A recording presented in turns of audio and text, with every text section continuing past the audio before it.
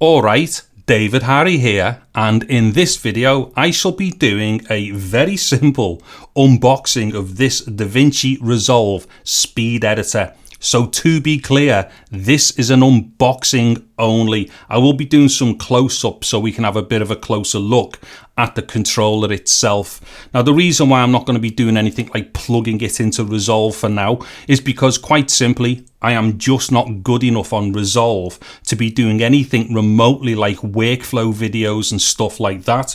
However, I have been doing a lot of stuff to see what Resolve can and can't do with regards to certain resolutions, frame rates, codec compatibility and stuff like that. All the basic groundwork that you would do if you're migrating from one particular NLE over to another. So what I will be doing as I kind of become a bit more familiar with Resolve and I start doing more to do with workflows, they will be very specifically from the point of view of somebody who's spent a long time with a different NLE and is then migrating to Resolve. So once I start doing those videos, they may well be useful to other people, only because I'm going to hazard a guess here that a lot of people are going to be like me. They're very familiar with another NLE, but they're looking at Resolve and they're thinking, do you know what? Resolve is probably the way to go. Whether that's being on Windows or on Mac doesn't matter. So like I say, further down the line, I'll be kind of like documenting my journey moving over from Edius by Grass Valley to Resolve. Anyways, let me just throw the camera over and unbox this. Let's see what it looks like. Okay, so to start off with then, this might look a little overexposed. All it is, I don't know what exposure I'm going to need for the actual unit want to pull it out, so best to go slightly over so I've got a bit of detail. And the first thing I'm going to do is get shut of this covering off the box. So let me just get shut of this and then we'll have a little look around the box. Okay, so there's the front of the box there. Nothing dead exciting, it's just a picture of the controller. Now I will go around some of the fascias here and stuff. So these are just the sides and what have you. They're all going to be pretty much the same thing all the way round. So there we go. There's the side sorted.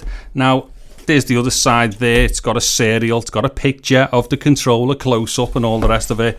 And then there's something to do with a timeline and some pictures.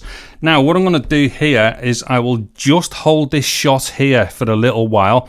Now if there's anything on there that you feel, you know, might be of any benefit to like read properly, just pause the video and then continue at your own leisure. But right now I'm just going to open it up and see what it's all about inside the box. Okay, so okay, nice bit of foam there to protect it. Oh, there's the jog. Oh wow, that jog wheel feels great straight away. I haven't even looked at it yet. Okay, so let me just get this out. Oh, that feels dead nice. Okay, so that's out. So here we go with some like paperwork and stuff. I am not gonna get into any of that stuff there because, like I always am, late to the party with these things. This is all being done to death, and people will have done amazing unboxings in the past with this. Also, there is a USB-C to USB-C cable there as well. So I'll show you about that in a second, because what's really neat actually about this controller, it is also Bluetooth compatible as well. So apparently you can plug it in and charge it and stuff and use it in Bluetooth mode. Okay, so first thoughts here, holding it, it feels really, really nice. Now let me just check this.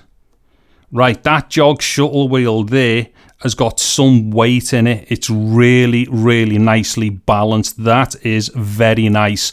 I'm going to imagine that that's going to be ultra responsive within the timeline and stuff. That is great.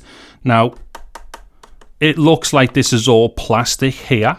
Now let me just flip it over. I'm going to have to just cover the serial there. The underneath is all plastic and it has got rubber either side there. So when you're on a table, it grips really well. Like I say, it is basically all plastic. Doesn't feel cheap or anything, but it probably looks nicer than it feels, to be honest. But like I say, immediately the weight and like the movement and the balance in that jog shuttle there feels really, really good. Now let me just have a little look at these buttons.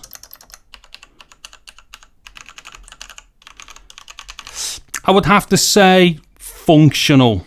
I mean, let's see. that start-stop button there, maybe it's a little unbalanced, I don't know. I mean, I'm not going to go nitpicking with these things because I've not even used it yet. However, I would definitely say functional. So there's nothing that really stands out, I don't think, about the buttons. However, just going back to that jog shuttle again, I'm sorry to go on about it for like the 5th time, but it feels really nice. Seriously, it's got some real nice weight to it and stuff. Like I say, the buttons, all doable, all functional. There's nothing wrong with them. However, if you've used like a real high-end controller before, this isn't really going to compare. There's enough feedback off the buttons to know what you're doing. Also as well, they sound clicky enough for you to know what you've done with them as well. Now, like I said just earlier, it's got USB-C on it. So there we go on the back. There's USB-C there. So obviously you connect this to a computer via USB-C, so you can control it hardwired.